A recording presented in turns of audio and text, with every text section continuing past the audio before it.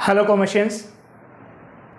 Last video में हमने contract costing के बारे में इंट्रोडक्शन देखा था कि कॉन्ट्रैक्ट कॉस्टिंग होती क्या है, कॉन्ट्रैक्ट कॉस्टिंग कौन फॉलो करता है, कॉन्ट्रैक्ट कितने टाइप के होते हैं, इनके बारे में हमने लास्ट वीडियो में चर्चा की थी।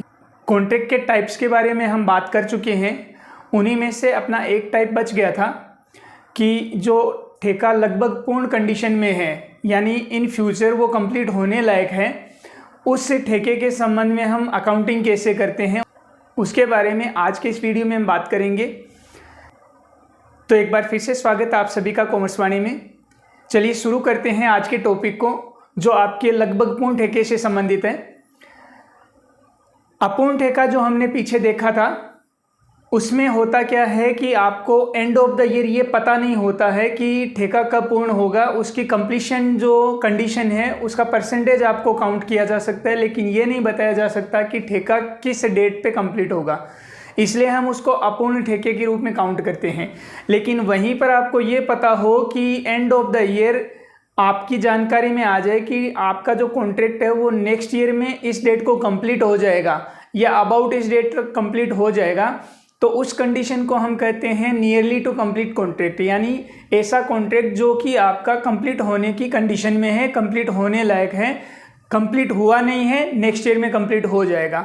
ऐसे कॉन्ट्रैक्ट के लिए जब हम अकाउंटिंग करते हैं, कॉन्ट्रैक्ट अकाउंट तो ठीक वैसे ही बनाया जाता है जैसे कि हम इनकम्प्लीट कॉन्ट्रैक्ट की कंडीशन में बनाते हैं, लेकिन इसमें जो प्रॉफिट है वो हम P&L अकाउंट में कितना भेजेंगे उसके लिए फॉर्मूला अलग यूज होता है। उसके लिए हमें कंडीशंस दी गई होती है, उसके अकॉर्डिंग हमें कैलकुलेशन करनी पड़ती है। हमारा जो P&L अकाउंट में प्रॉफिट भेजा जाता है उसके लिए हमें ठेके पर कुल अवधि के दौरान होने वाले अनुमानित लाभ की गणना करनी पड़ती है। अब ये अनुमानित लाभ क्या होता है?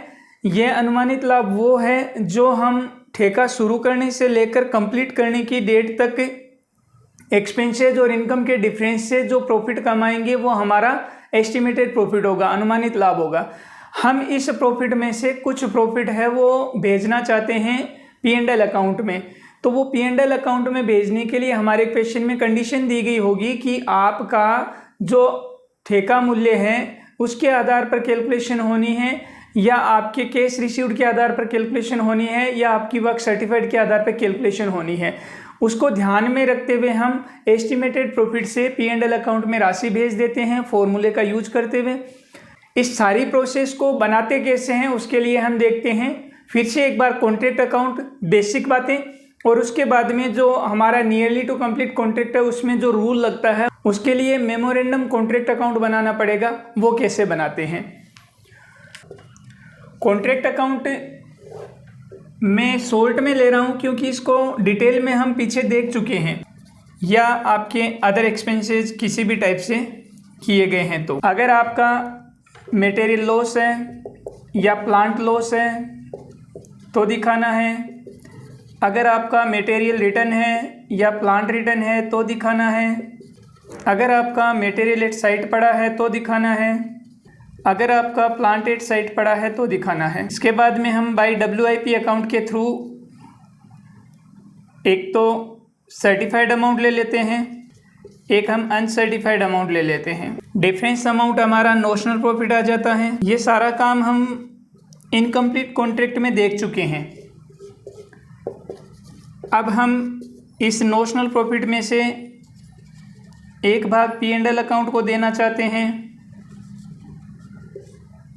और एक भाग हम WIP रिजर्व अकाउंट में ट्रांसफ़र करते हैं। ये जो P&L अकाउंट में हम प्रॉफिट भेजेंगे इसी की कैलकुलेशन हमारी है लगभग पूर्ण ठेके से संबंधित। आपको P&L अकाउंट में जो राशि भेजनी है उसके लिए एक फॉर्मूला यूज करना है, estimated profit into work certified upon contract price,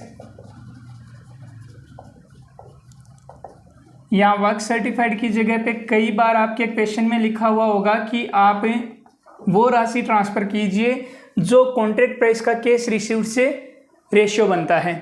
तो तो ऐसी कंडीशन में वहाँ कैश रिसीव्ड की लाइन होगी तो हम फॉर्मूले में कैश रिसीव्ड यूज कर लेंगे। अदरवाइज आपका formula estimated profit into work certified upon contract price का है, ये आपको ध्यान रखना है। इस फॉर्मूले में एस्टिमेटेड प्रॉफिट कैसे आएगा, उसके लिए हमें मेमोरेंडम कॉन्ट्रैक्ट अकाउंट बनाना पड़ेगा।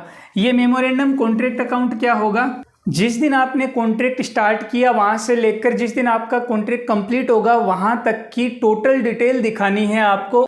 एक तरह से ये आपका कंप्लीटेड कॉन्ट्रैक्ट के जैसे बनेगा। कंप्लीटेड कॉन्ट्रैक्ट में जैसे हम कॉन्ट्रैक्ट अकाउंट बनाते हैं वैसा ये मेमोरेंडम कॉन्ट्रैक्ट अकाउंट है। मेमोरेंडम वर्ड इसलिए यूज कर रहे हैं क्योंकि इस डेट पर आपका कॉन्ट्रैक्ट अकाउंट बनाने का कोई औचित्य नहीं है। ड्यूरिंग द ईयर अगर हम किसी पर्टिकुलर डेट में कोई भी अकाउंट अगर बनाते हैं तो उसके आगे मेमोरेंडम लगाना जरूरी है, क्योंकि वो हम केवल याददाश्ती के लिए बना रहे हैं, हमारे अकाउंटिंग पर्पज से नहीं बना रहे हैं। इसलिए उससे जितना रिजल्ट हमारे पास आएगा वो रिजल्ट हमारे केवल फॉर्मूले में यूज करने के उद्देश्य से बना रहे हैं। ये हमारे अकाउंटिंग का पार्ट नहीं है कि इसको हमें बनाकर हमें ऑडिटिंग करवानी पड़ेगी या हमें टैक्सेशन के पर्पज से इसको यूज करना पड़ेगा। तो इसमें दिखाते हैं एक्सपेंसेस, खर्चे जो लग चुके हैं आज की डेट तक। एक्सपेंसेस विच हैड डन, ऐसे खर्चे जिन्हें हम अब तक खर्च कर चुके हैं। ऐसे खर्चे जो कि भविष्य में होने योग्य हैं, ऐसे खर्चे जो भविष्य में होंगे तो उनको भी हम लेंगे। एस्टिमेटेड प्रॉफिट आपका डिफरेंस अमाउंट बन जाएगा।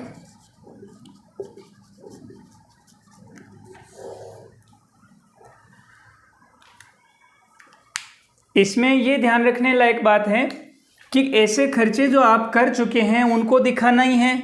ऐसे खर्चे जिनको आप भविष्य में चुकाएंगे, नेक्स्ट ईयर में आप जहाँ तक ठेका आपका चलेगा, कॉन्ट्रैक्ट जहाँ तक आपका चलेगा वहाँ तक आप क्या एक्सपेंसेस करेंगे, कितना खर्च करेंगे, उसके संबंध में ये वाले खर्चे होते हैं। इसके बाद में ध्यान रखना है, अगर आपका इस अवधि के दौरान, इस अवधि का मतलब ठेका शुरू होने से लेकर लास्ट तक में अगर आपका कोई मटेरियल लॉस है, प्लांट लॉस है, मटेरियल रिटर्न है, प्लांट रिटर्न है, वो सारा कुछ यहाँ दिखाया जाएगा। लास्ट में end of the time complete होने के बाद, कॉन्ट्रैक्ट कंप्लीट होने के बाद आपके पास प्लांट एट साइट और मटेरियल एट साइट कितना बचेगा, ये क्वेश्चन में दी गई कंडीशन से हम कैलकुलेशन करेंगे। उसके बाद में उस अमाउंट को दिखाएंगे और कॉन्ट्रैक्ट प्राइस आपके क्वेश्चन में दिया हुआ होगा। प्रोविजंस के बारे में ऐसा होता है कि क्वेश्चन में लिखा है कि फ्यूचर में हमें प्रोविजंस की ज़रूरत पड़ सकती है तो वो प्रोविजंस दिखा देंगे, अदरवाइज यहाँ प्रोविजन दिखाने की ज़रूरत नहीं है। डिफरेंस अमाउंट आपका एस्टिमेटेड प्रॉफिट आ जाएगा। एस्टिमेटेड प्रॉफिट को फॉर्मूले में यूज करके हम P&L अकाउंट का अमाउंट निकालेंगे, वो यहाँ पे रख देंगे। इस अमाउंट में से ये अमाउंट आपका माइनस करेंगे तो पीछे बच जाएगा WIP रिजर्व के लिए। और इस तरीके से आपका लगभग पूर्ण ठेके के संबंध में होने वाली कैलकुलेशन कंप्लीट हो जाएगी। आज के इस वीडियो में हम इतना ही शामिल करेंगे। इससे रिलेटेड न्यूमेरिकल क्वेश्चंस को हम नेक्स्ट वीडियो में लेंगे। कॉमर्स वाणी में जुड़े रहने के लिए आपका बहुत बहुत धन्यवाद। वीडियो अच्छा लगे तो शेयर कीजिए, चैनल पर नए हैं तो सब्सक्राइब जरूर कीजिए।